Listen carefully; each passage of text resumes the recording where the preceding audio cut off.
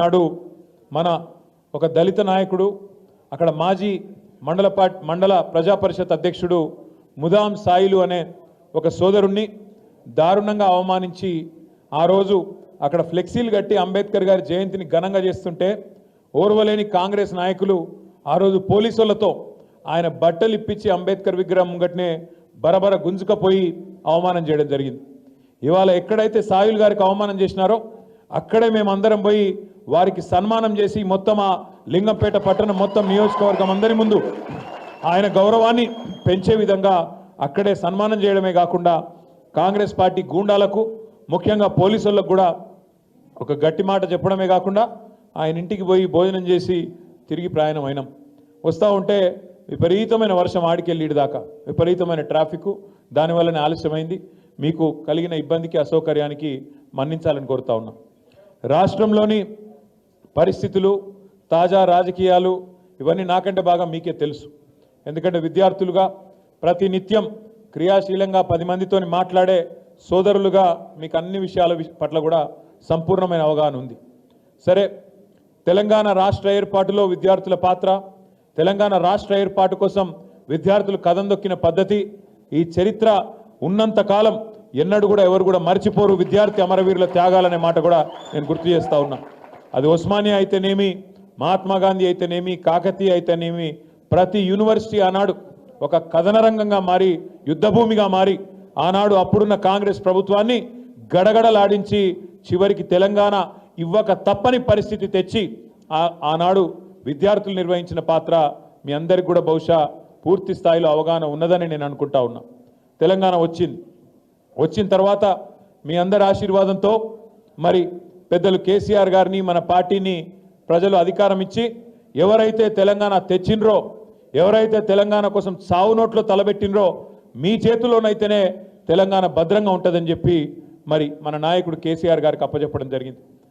కేసీఆర్కి అప్పచెప్పిన తర్వాత 10 ఏళ్లలో ఏం జరిగింది అని ఒక్కసారి వెనుకకు తిరిగి చూసుకుంటే, ఎక్కడి నుంచి తెలంగాణ ఎక్కడికి వచ్చింది అని చూసుకుంటే ఏ రంగమన్నా మీరు తీసుకోవచ్చు.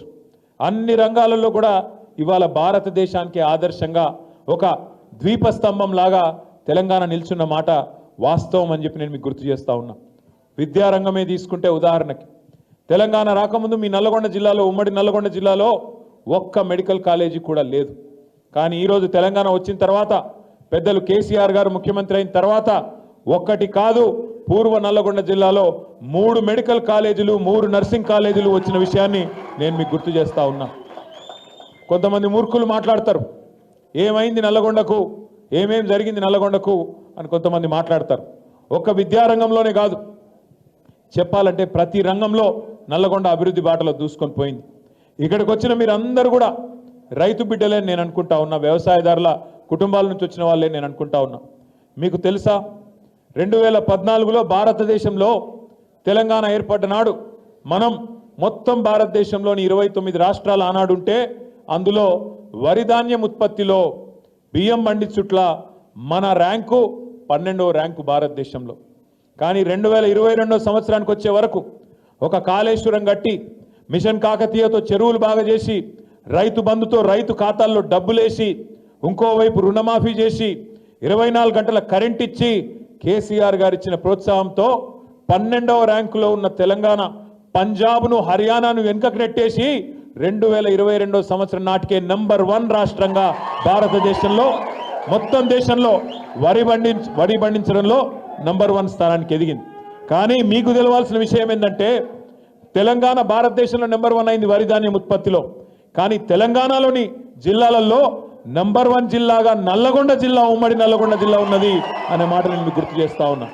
ఇదేదో మాటలతోనో డైలాగులతోనో మనం సిటీలు కొడితేనో అయిపోలే. కేసీఆర్ గారి నాయకత్వంలో సూర్యాపేట కావచ్చు, తుంగతుర్తి కావచ్చు, కోదాడ కావచ్చు, టైలెండ్ గోదావరి జిల్లాలు అందుకునే విషయంలో చివరి ప్రాంతాలుగా, టైలెండ్ ప్రాంతాలుగా ఉన్న ప్రాంతాలకు కాళేశ్వరం నుంచి నీళ్ళు వచ్చిన తర్వాతనే ఈ ప్రాంతాలు మొత్తానికి కూడా నీళ్ళు వచ్చినాయి.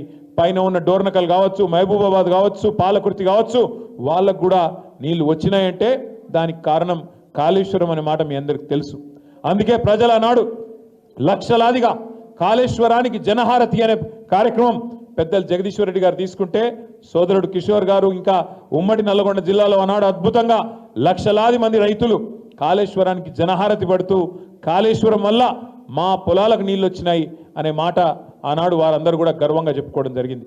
ఒక్క నీళ్లు వ్యవసాయం మాత్రమే కాదు, మీ ఉమ్మడి నల్లగొండ జిల్లా ఆనాడు భారతదేశం మొత్తంలోనే ఒక పేరుకెక్కింది, ఒక రకంగా చెప్పాలంటే బదనామైంది. మీకు తెలుసు దుశ్చర్ల సత్యనారాయణ గారు ఒక పెద్ద మనిషి, భారతదేశం మొత్తంలో కూడా ఆనాడు దేశ ప్రధానికి కూడా ఈ విషయం తెలవాలన్న ఉద్దేశంతో ఒక ఫ్లోరోసిస్తో బాధపడుతున్న ఒక బిడ్డను అంశాల స్వామి అనే తమ్ముని తీసుకుపోయి ప్రధానమంత్రి గారి టేబుల్ మీద వండుకోబెట్టిండు. సార్ చూడండి సార్ మా అవస్థ చూడండి, బొక్కల్లో మూలుగా చచ్చిపోయి బొక్కలు వంకరపోయి మొత్తం నడుము వంకరపోయి ఏ పని చేయలేని అవస్థలో ఈ పిల్లలు ఉన్నారు, ఇది పోగొట్టాలి, ఈ ఫ్లోరోసిస్ మహమ్మారిని శాశ్వతంగా నిర్మూలన చేయాలని అడిగితే పాపం మా ప్రధానమంత్రి చేయాలనుకున్నారు కానీ ఆయన ఏం చేయలేకపోయినారు. కానీ కలిసి వచ్చే కాలానికి నడిసొచ్చే కొడుకొస్తాడన్నట్టు తెలంగాణ వచ్చిన తర్వాత కేసీఆర్ గారు ముఖ్యమంత్రి అయిన తర్వాత ఆ ఫ్లోరోసిస్ అనే మహమ్మారిని మీ నల్లగొండ జిల్లాలో శాశ్వతంగా లేకుండా మిషన్ భగీరథ పైలాన్ను కూడా చౌటుప్పల్లోనే ఏర్పాటు చేసి బ్రహ్మాండంగా మరి ఇంటింటికి కృష్ణా నీళ్ళు అందించి పూర్తిగా శాశ్వతంగా మళ్ళీ ఫ్లోరోసిస్ అనే మహమ్మారి లేకుండా నిర్మూలించిన ఘనత కూడా మన ప్రభుత్వానికి దక్కింది.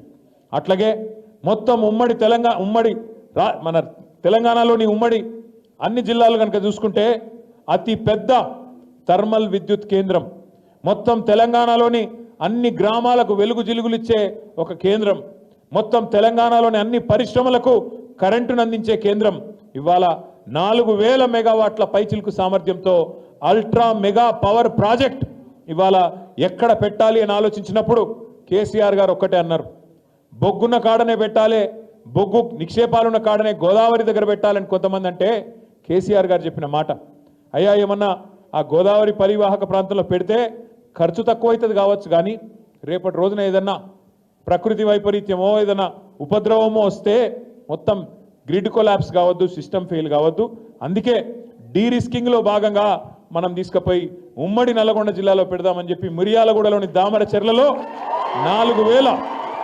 మెగావాట్ల అల్ట్రా మెగా పవర్ ప్రాజెక్ట్, భారతదేశంలో అతి పెద్దదైన మెగా పవర్ ప్రాజెక్టులో ఒకటైన యుఎంపీపీని దామరచెర్లలో పెట్టుకున్నాం. అట్లాగే మీకు తెలుసు ఎంత అద్భుతంగా మీరెవ్వరూ మేమెవ్వరం కూడా ఊహించినంత అద్భుతంగా యాదాద్రిని ఎంత అద్భుతంగా మరి పునర్నిర్మించినారో కేసీఆర్ గారు, ఎంత తదేక దీక్షతో, అది కూడా మీకు తెలుసు. ఇట్లా ఒక రంగం కాదు, ఆధ్యాత్మికం కావచ్చు, విద్యుత్ కావచ్చు, వైద్యం కావచ్చు, లేదా వ్యవసాయం కావచ్చు, సంక్షేమం కావచ్చు, చెప్పుకుంటూ పోతే ఇంకో గంట సేపు చెప్పుకోవచ్చు. కేసీఆర్ ఏం చేసిండో అనే సన్నాసులకు గంటన్నర సేపు చెప్పొచ్చు.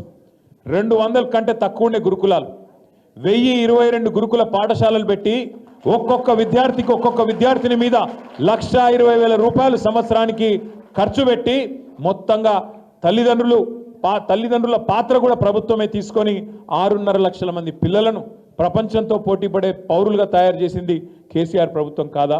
అవి నడిపింది ఆర్ఎస్ ప్రవీణ్ కుమార్ గారు కాదా? ఎందుకంటా ఉన్నా ఈ మాట అంటే 1-2 కాదు, ఇట్లా చెప్పుకుంటూ పోతే ప్రతి రంగంలో అద్భుతమైన ముద్ర వేసుకున్నాం. కానీ అబద్ధాల ముందు అప్పుడప్పుడు నిజాలు కూడా ఓడిపోతాయి. జరిగింది అదే. ఏం జరిగింది? ఇప్పుడున్న ముఖ్యమంత్రి రేవంత్ రెడ్డి 2-3 ఏళ్ళకెళ్ళి మొదలుపెట్టిండు ఎలక్షన్ల కంటే ముందే. ఎందుకంటే ఆయనకు అర్థమైపోయింది నిజాలు చెప్పి గెలవలేము, ఏదన్నా చేసి అబద్ధాలు చెప్పాలి, గెలవాలి. ఇక ఎటు పడితే నోటికి ఎంత వస్తే అంత హామీ ఇచ్చుకుంటూ పోయినరు. దానికి మళ్ళా ఈ అందమైన హామీలన్నింటినీ కూడి అభయహస్తం అని ఒక మేనిఫెస్టో తయారు చేసి జనం మీదకి వదిలిండ్రు. కాంగ్రెస్ పార్టీ యొక్క మేనిఫెస్టో అభయహస్తం అనేది అవుతున్నదో, ఈ శతాబ్దపు అతిపెద్ద మోసం ఏదన్నా ఉంది అంటే ఒక అభయహస్తం అనే మాట నేను మీకు గుర్తు చేస్తా ఉన్నా. ఎన్ని హామీలు, ఎన్ని రకాల డిక్లరేషన్లు, ఎన్ని రకాల హామీలు ఒక్కసారి యాద్ చేసుకోండి. పిల్లలు మీకు చెప్పినారు, విద్యార్థులకు విద్యా భరోసా కార్డు ఇస్తామా, విద్యా వికాసం ఏదో అన్నారుగా, విద్యా భరోసా కార్డు 5 లక్షలట. ఇక క్రెడిట్ కార్డే ఇక మీకు ఇస్తాం, గీక్కొని ఇక తెల్లారి నుంచి గీకుడు 5 లక్షల కార్డు, మీరు ఇక ఫీజు కట్టే అక్కర్లేదు, కార్డు ఇస్తామన్నారు. ఇక ఇంకో కొద్దిగా అయితే ఇంకో 4 నెలలు అయితే 2 ఏళ్ళు అయిపోతుంది. ఆఖరి సంవత్సరం ఎట్లాగో ఎలక్షనే, అప్పుడేం ఉండదు. ఇక 2 ఏళ్ళు అయిపోయినాయంటే 50% టైం ఒడిచిపోయినట్టే. వస్తుందా మరి? కార్డు వచ్చిందా అందరికీ? రాలేదా? నిజంగా రాలేదా? స్కూటీలు వచ్చినాయి ఆడపిల్లలకి, స్కాలర్షిప్లు ఏం చెప్పిండ్రు, ఎంత పెద్ద పెద్ద మాటలు చెప్పిండ్రు. పిహెచ్డి చేస్తే 5 లక్షలు ఇస్తా, మాస్టర్స్ చేస్తే 3 లక్షలు ఇస్తా, డిగ్రీ చదువుకుంటే 2 లక్షలు ఇస్తా, ఇంటర్ చదివితే గింత 10వ తరగతి అని చెప్పి ఇష్టం వచ్చిన మాటలు, ఇష్టం వచ్చిన లెక్కలు, నోటికొచ్చిన కూతలు కూసిన మాట వాస్తవమేనా?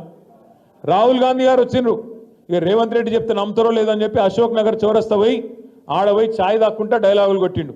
2 ఉద్యోగాలు ఊడగొట్టురు మీరు గంతే. కేసీఆర్ ఉద్యోగం ఊడిపోవాలి, కేటీఆర్ ఉద్యోగం ఊడిపోవాలి.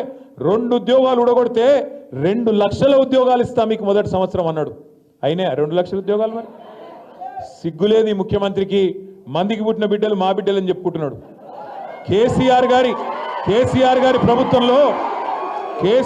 ప్రభుత్వంలో నోటిఫికేషన్లు ఇస్తే, కేసీఆర్ గారి ప్రభుత్వంలో ఇంటర్వ్యూలు అయితే, కేసీఆర్ గారి ప్రభుత్వంలో పరీక్షలు రాస్తే అప్పుడు కొన్ని కోర్టు కేసుల వల్ల ఆఖరికి అపాయింట్మెంట్ ఆర్డర్ మనం ఇవ్వలేకపోయినాం. ఇవాళ ఆ ఉద్యోగాలు దగ్గర 54-55 వేల ఉద్యోగాలకు నువ్వు వచ్చినాక కాగితాలు ఇచ్చుకుంటా ఇవాళ ఈ పేపర్ టైగర్లు ఒల్లి పెడుతుండే మేమే ఇచ్చినాం. నేను అడుగుతున్నా, వెనకడికి ఇది ఎట్లుందంటే కథ, వెనకడికి ఒక పిల్లగాడు పెళ్లి చేసుకోలేదట, సంసారం చేయలేదట, కానీ పిల్లలు కన్నాడట. అంటే నువ్వు నోటిఫికేషన్ ఇవ్వవు, పరీక్ష పెట్టవు, ఉద్యోగం ఎక్కడికి ఇచ్చినావు? మరి ఈ మాట అడిగితే మళ్ళీ ఎవడో ఒకడు మళ్ళీ కాంగ్రెస్ వాడు నాకు బలుపు ఎక్కువ, నాకు నోటి దూలు ఎక్కువ, ఈ అహంకారం ఎక్కువ అని మళ్ళీ మాట్లాడతారు. సరే, నాకు ఏదో ఎక్కువ ఉన్నది ఉంటే ఉన్నది కావచ్చు, కానీ నేను అడుగుతున్నా ముఖ్యమంత్రిని, మీరు చదువుకున్న పిల్లలు కాబట్టి చెప్తున్నా, ఆయన కొద్దిగా చదువు నేర్పిరు దయచేసి మీరు పిల్లలు. ఎందుకంటున్నా అంటే నేను చూస్తున్నా ఢిల్లీలో ముఖ్యమంత్రి గారు ఇట్లా పరవశించిపోతున్నాడు మాట్లాడుకుంటా. ఏమైంది రావి ఇంకే నేను అనుకుంటే, ఏమైందంటే ఆయన కట సోనియా గాంధీ ఉత్తరం రాసిందట. ఏమని? సోనియా గాంధీ గారు నాకు ఉత్తరం రాసిండ్రు, చాలా బాగా చేసినామని రాసిండ్రు, నేను దానికి ఇది నాకు ఆస్కర్ అవార్డు కంటే, నాకు లైఫ్ టైం అచీవ్మెంట్ కంటే, గోల్డ్ మెడల్ కంటే ఇదే నాకు ఎక్కువ అన్నాడు. ఏం రాసిందిరా సోనియా గాంధీ ఈయనకని చెప్పి నేను పరిశాన్ అయినా. ఇంతకు ఏం రాసిందా అని అందులో ఉంటే ఆ ఉత్తరము, ఈయనకేమో పాపం చదువు రాదు, చెప్పేటోడు ఎవడు లేడు పక్కకు.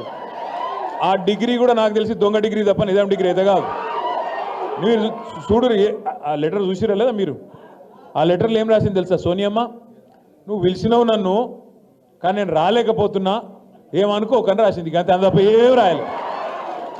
దానికి ఈయన పట్టుకొని, ఇగో ఇది నాకు ఆస్కర్ అవార్డు, నీకు కావాల్సింది ఇవ్వాల్సింది ఆస్కర్ అవార్డు కాదురా నాయన, నీకు ఇవ్వాల్సింది భాస్కర్ అవార్డు. అదేదో సినిమాలు చెప్తారు ఇప్పుడు భాస్కర్ అవార్డు అని. ఈయన చేసిన మోసాలకు ఇవ్వాల్సింది భాస్కర్ అవార్డే తప్ప ఆస్కర్ అవార్డు అయితే కాదు. ఎవడో ఒకడు దయచేసి ఎవరో ఒకరు మీరు పోయి చదువు చెప్పురు కొద్దిగా ఆయనకు, ఎందుకంటే ఆయనకు వాళ్ళు ఉన్నదేదో తెలియదు, ఎవరో ఏదో రాసిస్తే చదువుడు తప్ప లొడలోడ ఒరుడు తప్ప ఏం తెలియదు. టైంపాస్ కార్యక్రమాలు తప్ప ఈ సంవత్సరంన్నరలో కాంగ్రెస్ ప్రభుత్వం ఏమన్నా చేసిందా? దయచేసి ఆలోచించండి. రైతులకు న్యాయం చేసిండా? రైతు బంధు అన్నాడు, 10,000 కేసీఆర్ ఇస్తుండే, నేను 15,000 ఇస్తా అన్నాడు, ఇచ్చిండా? రుణమాఫీ ఇట్లా చేసేస్తా ఎడమ చేత్తో సంతకం పెడతా అన్నాడు, అయ్యిందా? 500 బోనస్ ఇస్తా అన్నాడు, వచ్చిందా? వచ్చింది. మీరు అన్న అవద్దాలు చెప్తారు సూర్యపేట పక్కన రాలే. ఇంకొక మాట అడుగుతున్నాను నేను, దయచేసి మీరు చెప్పాలని చెప్పి నేను కోరుతా ఉన్నా. 500 బోనస్ అన్నాడు, ప్రతి పంటకు మద్దతు ధరిస్తా అన్నాడు, ఇంకా పెద్ద పెద్ద మాటలు. కేసీఆర్ 24 గంటలు ఇస్తే నేను 48 గంటల కరెంట్ ఇస్తా అన్నాడు. చాలా మాటలు చెప్పిండు, చాలా కథలు చెప్పిండు. ఇవాళ రైతులు మళ్ళీ తిరిగి ఆత్మహత్యల పాలయ్యే పరిస్థితి వచ్చిన మాట వాస్తవమా కాదా? ఇలా రైతు బంధు 2 సార్లు ఎగ్గొట్టిన మాట వాస్తవమా కాదా? ఆలోచించమని చెప్పి నేను కోరుతా ఉన్నా. మీ తాతలని నానమ్మలను అడగండి, 2 నెలలు పెన్షన్ కూడా ఎగ్గొట్టిండు. 4,000 పెన్షన్ అన్నాడు, ఉన్న 2,000 పెన్షన్ కూడా 2 నెలలు ఎగ్గొట్టిండు ఒక గసం టోడీన.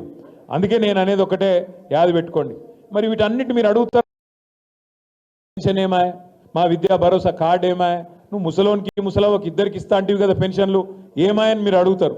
అందుకే మిమ్మల్ని బిజీగా పెట్టాలి యూట్యూబ్లో. అంటే ఏం చేయాలి? కేటీఆర్ గారు హీరోయిన్ల ఫోన్లు ట్యాప్ చేస్తుండని పెట్టాలి. పెట్టగానే మీరేం చేస్తారు? కిసుకొని వత్తుతారు. వస్తాగానే ఆడ వానికి మళ్ళీ వాని ఖాతాలో పైసలు పడతా ఉంటాయి యూట్యూబ్ వానికి. నేను అడుగుతా ఉన్నా, ఈరోజు నేను ముఖ్యమంత్రిని అడుగుతున్నా, నిన్నగాక మొన్న నువ్వే చెప్పినావు కదా ఢిల్లీలో, ఏమన్నాడు రేవంత్ రెడ్డి నిన్నగాక మొన్న? ట్యాపింగ్ ఏముంది, చట్ట వ్యతిరేకం ఏం కాదు, అది మా గవర్నమెంట్ కూడా చేస్తూనే ఉందని చెప్పిండు. మరి ఈ 18 నెలలు పీకనికి చెప్పినావా ఇది ఇల్లీగలు బిల్లీగలు, వీళ్ళు ఏమో అయింది అల్లం బెల్లం, దేనికోసం చెప్పినావు? మరి ఇన్ని రోజులు పబ్లిక్ అందరినీ పిచ్చోళ్ళని చేస్తాను చెప్పినావా? ట్యాపింగు టూపింగు అని చెప్పి ఎందుకు చేసినట్టు ఒకటే కారణం ఆయన గెరికే. ఎందుకంటే ప్రజల దృష్టి మలచాలే, ప్రజలను మొత్తానికి 6 గ్యారెంటీలు అడగకుండా చేయాలి, మీరు స్కాలర్షిప్లు అడగకుండా చేయాలి, ఫీజు రీయింబర్స్మెంట్ అడగద్దు, విద్యా భరోసా కార్డు ఏది అని అడగద్దు, స్కూటీ లేవి అని అడగద్దు. అంటే ఏం చేయాలి? డైవర్షన్ గేమ్ ఆడాలి. ఏదో ఒకటి మీ 2 లక్షల ఉద్యోగాలు ఏమని అడగద్దు. ఏం చేయాలి మరి? మీ చేతుల్లో ఫోన్ ఉంది, అందులో కావాల్సినంత ఫ్రీ అదేమంటారు చూడు, స్టోరేజ్ ఏమంటారు దాన్ని, డేటా ప్లాన్ ఉంది. కాబట్టి మీరు ఒత్తుతూనే ఉంటారు, వాడు ఒరుతూనే ఉంటాడు. చిట్ చాట్లు బిట్ చాట్లు అనుకుంటా వాని ఇష్టమున్న మాటలు. ఓ రోజు ట్యాపింగ్ అంటాడు, ఇంకో రోజు డ్రగ్స్ అంటాడు, ఇంకో రోజు ఫార్ములా ఈ కుంభకోణం అంటాడు. నేను చెప్పిన ఫార్ములాలో కుంభకోణం లేదు, లంబకోణం లేదు, ఏం లేదురా భయ్. నేను సీదా వచ్చి నువ్వు యాడికి వస్తావు, నువ్వు కూడా రా, నేను కూడా వస్తా, ఇద్దరం కలిసి ఆ లైట్ డిటెక్టర్ టెస్ట్ తీసుకుందాం, ఎవడు దొంగనో ఎవడు ఏందో తెలిసిపోతుంది రారాబాయ్ అంటే దానికి మాత్రం రాడు. కానీ మళ్ళా కాళేశ్వరం కుంభకోణం, విద్యుత్ కుంభకోణం, ఈ కుంభకోణం ఆ లంబకోణం అని చెప్పి 18 నెలలు టైంపాస్ మాత్రం మంచిగా చేసుకుంటూ పోతున్నాడు. దయచేసి నేను మిమ్మల్ని కోరేది ఒకటే, మనము ఈ యూట్యూబ్ పిచ్చిలా తమ్మునేల్స్ పిచ్చిలా పడితే మనం ఆ దానికి అడిక్ట్ అయిపోతే ఆఖరికి మళ్ళీ నష్టం జరిగేది మనకే. ఈ గవర్నమెంట్ చేసిన మోసాన్ని మనం గ్రహించకపోతే, ఈ గవర్నమెంట్ నిరంతరం చేస్తున్న మోసాన్ని మనం పసిగట్టి 10 మందికి చెప్పకపోతే ఇవాళ అల్టిమేట్గా నష్టపోయేది మాత్రం తెలంగాణలోని రైతులు, తెలంగాణలోని యువత, తెలంగాణలోని మహిళలు. మన ఆడబిడ్డలకు చెప్పిండు, మన ఇంట్లో ఉండే ఆడపిల్లలకి ముసలోళ్ళకు 4000 పెన్షను, ఇంట్లో కోడలు పిల్లుంటే 2500 పెన్షను అని మాట్లాడిండు. వచ్చినాయి మళ్ళీ వాళ్ళకన్నా 200 500. కేసీఆర్ ₹1,00,000 ఇస్తుండే తులం బంగారం ఇస్తాం మీదికి వెళ్ళన్నాడు, ఇచ్చిండా? అందుకే నేను అంటున్నా, మనది కాకపోతే ఎక్కడ దాకా దేకొచ్చని చెప్పారు వెనకటికి పెద్దలు. గట్లనే నోటికి ఎంత వస్తే అంత ఒరుకుంటూ పోయిండు. ఇవాళ ఏమైపోయిందంటే తెలంగాణలో మన సిరిసిల్లలో పెద్ద మనిషి కలిసిండు నాకు, రైతు. బాగా ముఖం అంతా సీరియస్గా ఉండే, ఏం తాత మంచిగా లేవు, ఏం సంగతి సీరియస్గా ఉన్నావు అని నేను అడిగిన. ఏం చేస్తాం కొడుక, పాలిచ్చే బర్రెన ఆయనతో పక్కకు పెట్టినాం, తన్నే దున్నపోతుంది తెచ్చుకున్నాం, ఏం చేయమంటావు, గిట్లా అయిపోయింది మా పరిస్థితి. నీళ్లు లేవు, వాగులకు పోతే నీళ్లు లేవు, కరెంట్ వస్తలేదు, టైంకి ఎరువులు దొరకాయి, మళ్ళా చెప్పులు ఇత్తనాలు. వీడు నిజంగానే ముందే చెప్పిండు, వీడు ఆనాటి రోజులు తెస్తా అన్నాడు, నిజంగానే తెచ్చి వచ్చిండు ఆనాటి రోజులు. మళ్ళా లైన్లో మొత్తం ఏడబోతాడ చెప్పులు, ఏడబోతాడ ఇబ్బందులు, ఏడబోతాడ మళ్ళా గదే పాతలొల్లి, గదే కాంగ్రెస్, గదే దరిద్రం వచ్చింది. ఎంత జల్దీ వదిలించుకుంటే అంత మంచిది మనకు అని మాట్లాడుతూ ఉన్నాడు. నేను మిమ్మల్ని దయచేసి కోరేది ఒకటే, చూస్తున్నారు మీరు, నిన్నగాక మొన్న ఇక మా గెల్లు శ్రీనివాస్ యాదవ్ ఇక్కడ ఉన్నాడు, తమ్ముడు దగ్గర పోతే తమ్ముడు ఏం చేసిండు, వాడెవడో గిట్లనే తమ్మునేళ్ళు తుమ్మునేళ్ళు అని ఇష్టం ఉన్నట్టు పెడితే మనోడికి ఆయనతో కడుపు మసిలి ఆయన ఇక్కడ ఉన్న వాళ్ళు 10 మంది 20 మంది పిల్లగాళ్ళు ఆయనతో కలిసి ధన్మని పోయినరు. ఏదో కొద్దిగా చిన్న నిరసన కార్యక్రమం చేసి వచ్చిర్రు. చిన్న నిరసన కార్యక్రమం చేసి వస్తే ఆయనతో అటెంప్ట్ టు మర్డర్ కేసు పెట్టి ఆయనను అరెస్ట్ చేసి లోపలేద్దామని చూసిర్రు. కోర్టోళ్ళు ఏమున్నదా ఆయనలో ఏం లేదు, చిన్న నిరసన అని చెప్పి ఆయనతో రిమాండ్ రిజెక్ట్ చేసిండ్రు, తమ్మునికి రిలీఫ్ ఇచ్చిండ్రు. కాకపోతే ఒక 4 తమ్ముళ్ళు మాత్రం 17-18 రోజులు జైల్లో ఉన్నారు. వాళ్ళని కలవడానికి నేను శ్రీనివాస్ యాదవ్ ఇంటికి పోతే గమ్మత్తైన విషయం, శ్రీనివాస్ భార్య ఉన్నది, అమ్మాయి పేరు శ్వేత మీద కూడా అటెంప్ట్ మర్డర్ కేసు పెట్టారు. ఎవరు? శ్రీనివాస్ భార్య మీద. ఆమె బయటికి వచ్చిందా, నిరసనలో పాల్గొన్నదా ఆమెకు తెలియని కూడా తెలియదు. ఎందుకు పెట్టారట ఎరికేనా? శ్రీనివాస్ను అరెస్ట్ చేసినాక వాళ్ళ ఇంటికి పోయారట పోలీసు వాళ్ళు, ఫోన్ ఇయ్యన్నారట. ఎందుకు ఇవ్వాలి, నేను ఇయ్య అన్నది. అంటే అటెంప్ట్ మర్డర్ కేసు. గిది ఇందిరమ్మ రాజ్యం, గిది ప్రజాపాలన. ఒక ఇంట్లో ఉన్న ఆడపిల్ల ఏ సంబంధము లేదా ఆ రోజు జరిగిన నిరసన కార్యక్రమంతో ఆ అమ్మాయి మీద అటెంప్ట్ మర్డర్ కేసు పెట్టిన పోలీసు వెధవల్ని నేను అడుగుతున్నా, మీరు మనుషులా పశువులా అని నేను అడుగుతా ఉన్నా. బుద్ధి జ్ఞానం ఉండి చేస్తున్నారా, లేకపోతే ఉద్యోగం అనేది గడ్డి తిని చేస్తున్నారా అని నేను అడుగుతా ఉన్నా. అటెంప్ట్ మర్డర్ కేసు పెడతారండి ఒక అమ్మాయి మీద? నాకు అర్థం కాదు. ఇంట్లో ఉండే అమ్మాయి మీద, 2 చిన్న పిల్లలు ఉన్నారు ఆమెకు, ఆమె మీద అటెంప్ట్ మర్డర్. గిది వీని పాలన. ఇక దీన్ని మనం మురిసి పరవశించి ఓహో ఆహా మొహబ్బత్ కా దుకాణాన్ని మనం సపోర్ట్లు కొట్టాలి. అట్లే ఇంకొక కేసు, నల్లబాలు అన్న పిల్లగాడు ఉంటాడు సోషల్ మీడియాలో, వాని అసలు పేరు శశిధర్ గౌడ్. ఆ శశిధర్ గౌడ్ మీద ఇప్పటికి 12 కేసులు పెట్టారు. ఆఖరికి మొన్న ఒక రీట్వీట్ కొట్టినందుకు, బీఆర్ఎస్ పార్టీ పెట్టిన ఒక పోస్టుకు రీట్వీట్ కొడితే ఆ పిల్లగాన్ని అరెస్ట్ చేసి అన్నం తింటుంటే బరబర గుంజుకపోయి ఎవడో ఉగ్రవాదో తీవ్రవాదో అన్నట్టు గుంజుకపోయి 20 రోజులు జైల్లో పెట్టిండ్రు. ఇది వీని ప్రజాపాలన, ఇది ఈ రాష్ట్రంలో పోలీసు వాళ్ళు నడుపుతున్న తీరు. నేను మీ అందరి సమక్షంలో మీ అందరి సాక్షిగా ఒకటే మాట చెప్తా ఉన్నా, ఇవాళ విర్రవీగుతున్న పోలీస్ అధికారులు, ఇవాళ ఎవరైతే రేవంత్ రెడ్డికి చెంచగాల లెక్క పనిచేస్తున్న అధికారులు ఉన్నారో ఒక్కొక్కరికి తప్పకుండా నేను చెప్తా ఉన్నా 3 ఏళ్లలో మళ్ళా వస్తాం. ఒక్కొక్కరికి మిత్తితో సహా ఇచ్చే బాధ్యత మాది. మీ సూర్యాపేటలో నల్లగొండలో కూడా ఎవడన్నా ఎక్స్ట్రాలు చేస్తే వాడు ఎవడన్నా కానీ కలెక్టర్ కానీ వాని అయ్య కానీ ఎవడన్నా కానీ ఎక్స్ట్రాలు చేస్తే వాళ్ళకి చెప్పండి, పేరు రాసి పెట్టుకోండి. నేను పక్కా చెప్తున్నా 3 ఏళ్లలో మీ అందరి దయతో తెలంగాణ ప్రజల ఆశీర్వాదంతో తిరిగి కేసీఆర్ గారు ముఖ్యమంత్రి అవుతారు.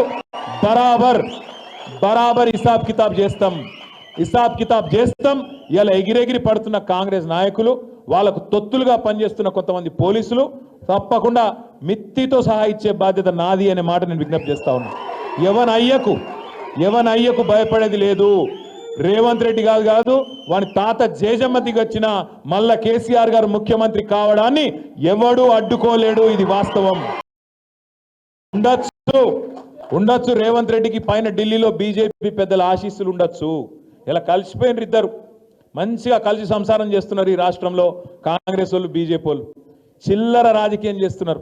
నేను అడుగుతా ఉన్నా ఈరోజు బీజేపీ నాయకత్వాన్ని, ఏం అడ్డం వస్తుందయ్యా మీకు?